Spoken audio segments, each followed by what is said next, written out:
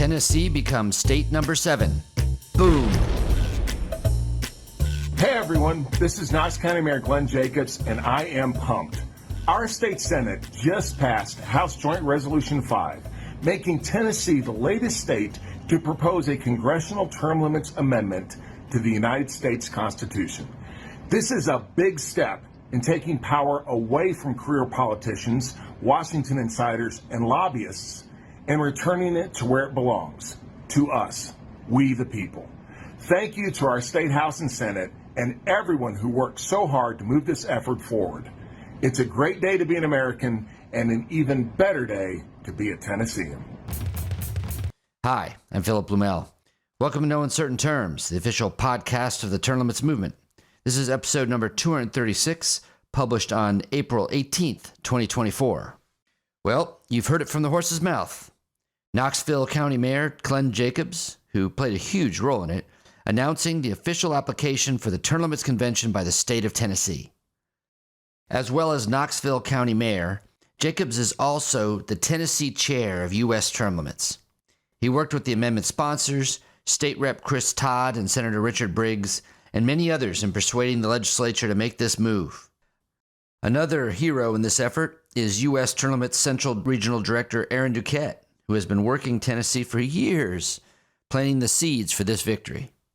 Specifically, what happened was the Tennessee Senate passed HJR 5, a resolution applying for a national amendment writing convention limited to the subject of congressional term limits with a vote of 18 yeas and 11 nays. The House passed the resolution in 2023 in the first half of Tennessee's two-year legislative session. So with this year's Senate approval, the Tennessee call is now official. Under Article 5 of the U.S. Constitution, if 2/3 of the states apply for such a convention, it shall be held. Congress cannot stop it. I'm Tennessee State Senator Richard Briggs talking to you from our capital in Nashville, Tennessee. I'm very proud to announce that last Thursday, April the 11th, 2024, the Tennessee legislature passed a resolution making application to Congress for an Article 5 convention for term limits on Congress. This was not an easy resolution to get passed.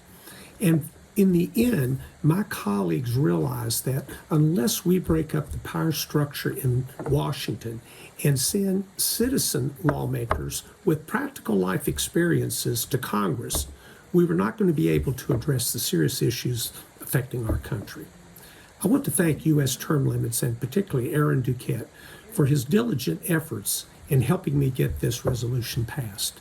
And finally, I want to invite all the states that have not passed a resolution for term limits to join Tennessee and the other 6 states in this very important effort.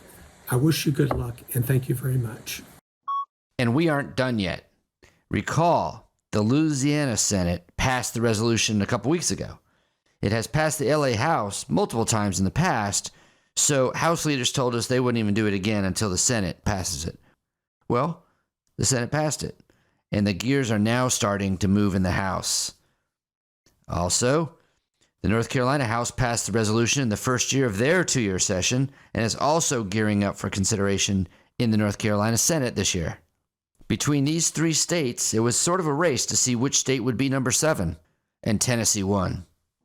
This is Representative Chris Todd in the great state of Tennessee. I'm proud to be the House sponsor for the Congressional Term Limits resolution that we passed last year, and we got it across the finish line this year in the Senate, and I'm looking forward to having Congress call for an Article 5 convention so that the states can decide what term limits we put on Congress. Along with North Carolina and Louisiana, we're still alive and kicking in several other states too. Let's get an update from Holly Robichaud from her YouTube program, Breaking News on Term Limits. We have great news coming in from the last frontier state. The Alaska House State Affairs Committee has passed House Joint Resolution 13 for term limits on Congress, and now we have scheduled a hearing in front of the Judiciary Committee. It's no surprise. Polling in Alaska shows that 84% of Alaskans support congressional term limits. Hi, this is Holly Robichaud with breaking news on term limits.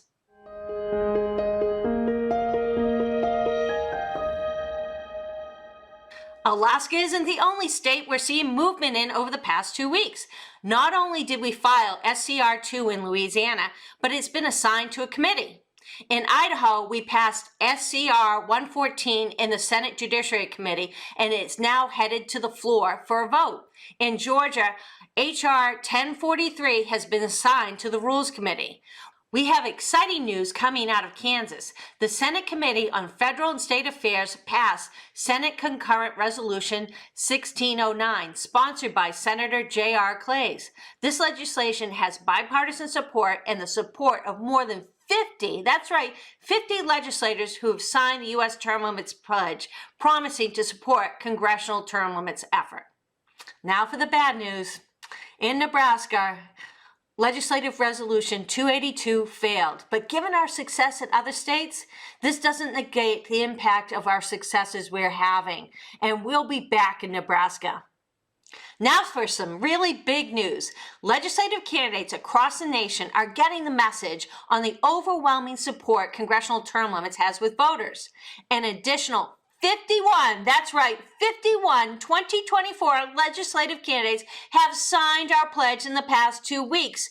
This is a huge number, and we are seeing such great growth in pledge signers. I can't be more pleased. Why is this happening? Because people like you who support term limits and that the power of your vote at the ballot box has. And a special thanks goes out to our pledge team who is making this happen.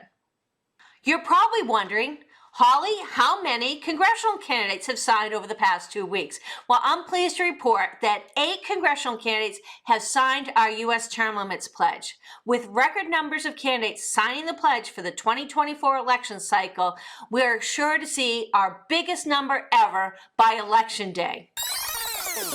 If you live in any of these states, please go to termlimits.com/takeaction. Find your state and press the Take Action button. This will send a message to the relevant decision makers in your state legislature. Don't underestimate the power of these messages. They know their constituents, regardless of party, supports this reform. But what stirs them to action is the knowledge that these citizens are watching. Let them know. Next, speaking in South Florida with Republican donors in 2018, President Donald Trump praised Chinese President Xi Jinping, who had recently ditched China's term limits. He's now president for life, Trump said, to applause and laughter. I think it's great. Maybe we'll give that a shot someday. Of course, he was kidding. I mean, he must have been kidding, right? Apparently, many people don't think so. In a new Daily Mail poll, 55% of Americans say Trump will try to stay in power past 4 years if he wins in November. About a third say he will abide by the legal limit, 8 years total, as required by the 22nd Amendment to the Constitution, and about 10% say they're not sure. Now, the China quip was not the only time Trump seemingly joked about keeping power past the constitutional limit. Referring to FDR's 4 terms in office before the passage of the 22nd Amendment, Trump asked at one of his rallies, "Should we go back to 16 years? Should we do that? Hey, Congressman, can we do that?" Of course, candidate Trump also famously called for congressional term limits in 2016, echoing then President Barack Obama's support of congressional term limits. Obama has also publicly supported presidential term limits as well. Trump, as president, brought the issue up again on the campaign trail in 2020. So what do you think? Would Trump try to stay in office more than 4 additional years? Let me know. Send me an email at podcast@termlimits.org. If you make a good case for your position, or at least a funny one, I can highlight it on an upcoming podcast. Like the show? You can help by subscribing and leaving a 5-star review on both Apple and Spotify. It's free. Thanks for joining us for another episode of No Uncertain Terms. The term limits convention bills are moving through the state legislatures. This could be a breakthrough year for the term limits movement. To check on the status of the term limits convention resolution in your state, go to termlimits.com/takeaction. There, you will see if it has been introduced and where it stands in the committee process on its way to the floor vote. If there's action to take, you'll see a Take Action button by your state. Click it. This will give you the opportunity to send a message to the most relevant legislators, urging them to support the legislation. They have to know you're watching. That's termlimits.com/take-action. If your state has already passed the Term Limits Convention resolution, or the bill's not been introduced in your state, you can still help. Please consider making a contribution to U.S. term limits. It is our aim to hit the reset button on the U.S. Congress, and you can help. Go to termlimits.com/donate. termlimits.com/donate. Thanks. We'll be back next week. Find us on most social media at US Term Limits. Like us on Facebook, Twitter, YouTube, Instagram, and now LinkedIn.